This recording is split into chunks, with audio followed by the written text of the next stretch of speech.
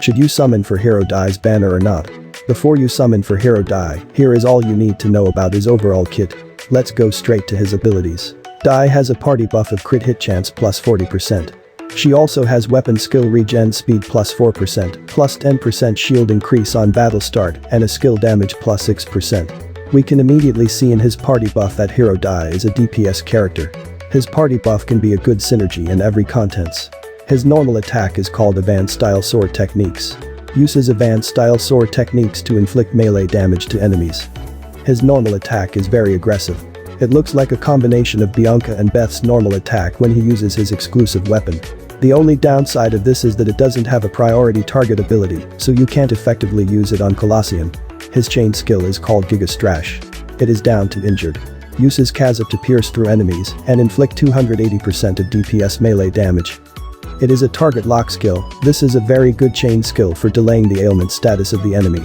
It is definitely usable in all of the game contents. His special ability is called Draconic Aura. Increased damage dealt by 10% and decreased damage taken by 10% during battle. On crit hit, increase melee damage by 20% for 4 seconds. It is a very good damage multiplier when proxing critical hits. It is also usable in all of the game contents. Now let's see his exclusive weapon. His exclusive weapon is called Sword of Dai, and it's an epic one-handed sword. The stats of her weapon are pretty average, but it has good critical stats. These stats are usable in every content. His exclusive weapon unique ability is fires additional sword beams while using slashing attacks. On the sword beams hit, inflict 30% of DPS's melee damage and reduce the enemy's attack by 10% for 3 seconds. These are good buffs for PvP because of the reduced damage. It is also usable in all of the game contents. His weapon skill is called Advanced Strash X. It is level 1. It has an attack of 150% DPS and a regen time of 12.5 seconds. Lands 2 strashes to inflict melee damage and puts enemies in a down state. Advanced Strash X has a 2-phase attack. He will fire a sword beam and then jump to perform the 2 slashes. You can use it in almost all contents but not advisable in Colosseum due to its long cooldown and optimal ailment status application. This weapon has no collection bonus because it is a collaboration item. Now let's analyze his overall kits. Based on our checklist, this is my recommendation. You can use him in story mode, but not best in slot due to his basic element, especially when you are a Season 1 player. The hardest stages in Season 1 have dark element monsters that are superior to the basic element. You can definitely use him in arena because of his fast and aggressive attacks. He is a good counter to range dealer enemies. I will not recommend Hero Dai for Colosseum. His attacks don't have a priority target ability. He can easily be taunted by enemy tanks, and his AI will surely focus on tanks rather than their DPS characters. You can use him in raid type contents, but not the best in slot due to his ability and buffs. His ability and buffs focus only on himself. It is not good for a synergized party. You can use him in co-op because of his fast and aggressive attacks. You can actively spam his skill to clear all the waves of enemies. You can use him in Camazin for situational purposes. He can be good against light element enemies, especially when enemies have a range damage barrier. I think Hero Dai is a good character, however, so many characters who already exist that can do what he can do and some are even better. But the real question is, should I skip or summon? In my opinion, these are the reasons why you should skip the banner. First, I think you can skip if you are looking for a meta character. Second, if you already have a character that can do his position.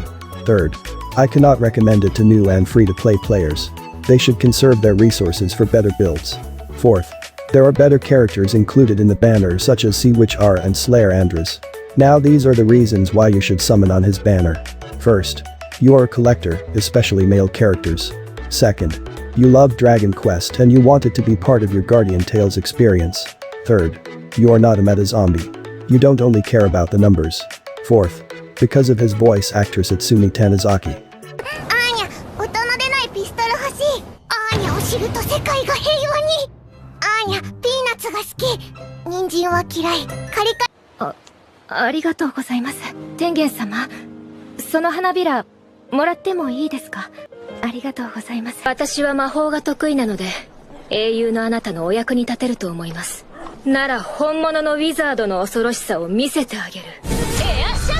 Now let's go to the item build. For a defensive build, your item should look like this. You can use it for story mode or any PvP contents. For accessories, use any high toughness accessory. For cards, you can use 2 defense cards. You can also use 1 negate card for situational purposes. For merch, use Idle Evilite stick that has a high level upgrade. For relic, use any relic that has HP of defense basic options, and you should enchant for crit hit multiplier. For a DPS build, your item should look like this. You can use it for raid type contents. For accessories, if he is in the leader position, use accessories that have skill damage and weapon skill regen speed options. For member positions, use accessories that have crit hit chance and attack options. For cards, if he is in the leader position, use skill damage cards. For member positions, use 2 pieces of attack cards.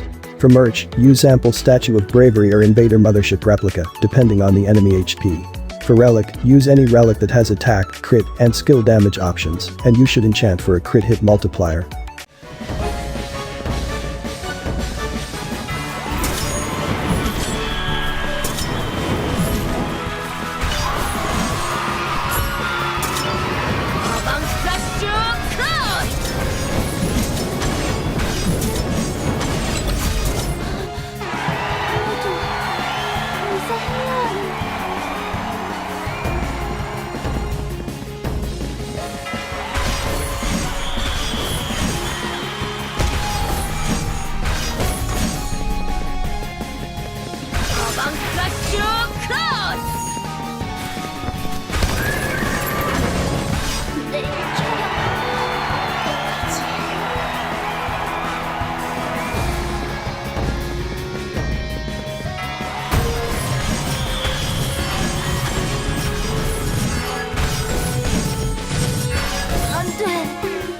That's it for now, don't forget to subscribe and see you in the next video.